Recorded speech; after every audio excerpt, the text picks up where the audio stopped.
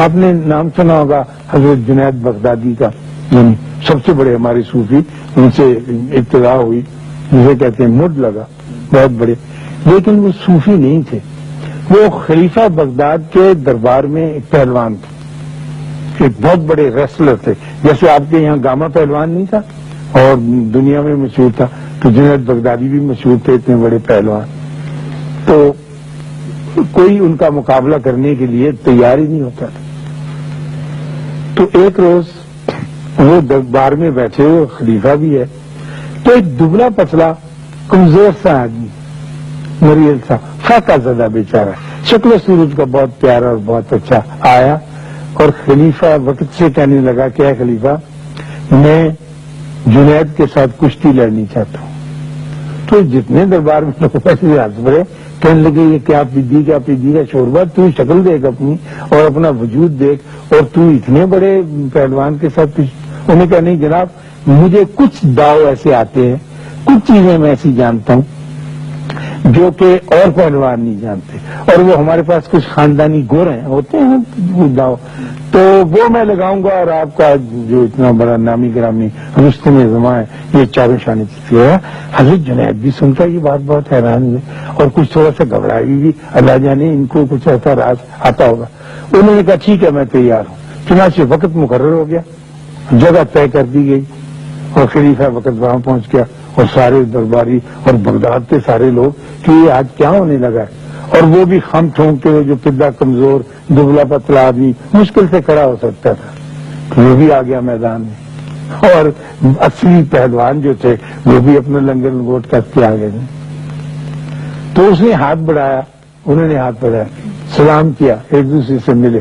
سلامی جیسے رہا کہتے، اور جب حضرت جنید بغدادی کا مضبوط ہاتھ آگے بڑھا تو وہ ذرا پیچھے ہٹا، پھر اس نے ایک چھلانگ لگائی، دبلا پتلا کمزور سا آدمی دکھائی، اور اچھل کر ان کے گلے سے لپٹ گیا اور لٹک گیا۔ اب یہ تو کوئی داؤ نہیں ہے نا کہ آدمی اس کے گلے، وہ حیران ہوئی جنید بغدادی، اور جب لٹک گیا تو ان کے کان کے پاس منہ کر کے کہنے لگا کہ میں سید زادہ ہوں اور 7 دنوں سے بھوکا ہوں، میرے پاس روزگار کا کوئی ذریعہ نہیں ہے، یہ ڈھونگ میں نے اس لیے رچایا ہے اے جنید کہ تاکہ میں لوگوں کو دکھا سکوں کہ میری کوئی عزت اللہ کے واسطے ہو سکے۔ اور تو جنید بغدادی نے یہ سنا اور اس کا زمین پہ قدم رکھ کے دھاڑ کر کے گرے اور اس سے ڈھہ گئے، اور وہ ان کے سینے پر چڑھ کر بیٹھ گیا اور تالی بج گئی، اور دنیا حیران پریشان ہوگی کہ یہ کیسے ہو سکتا ہے۔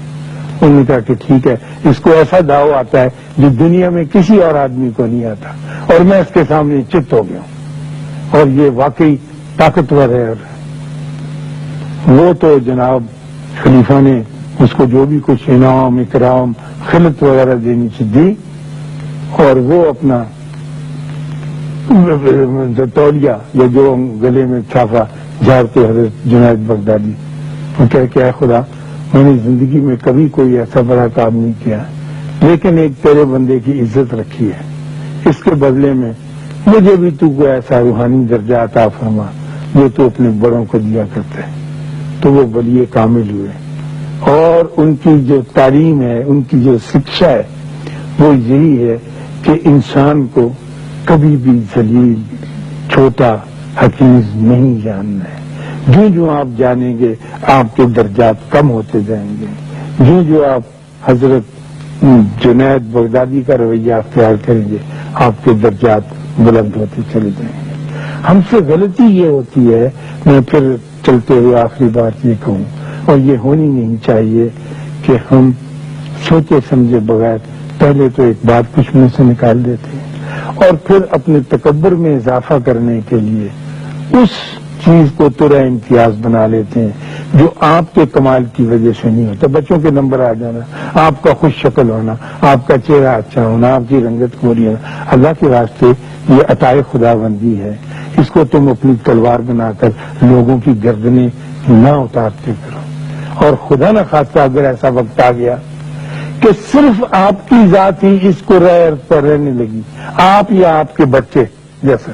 تو یہ زندگی گزارنی بڑی مشکل ہو جائے گی۔ خالی ساری ویران دنیا میں لوگوں کو آباد رہنے دو، ان کے ساتھ ہنسنے چلنے دو.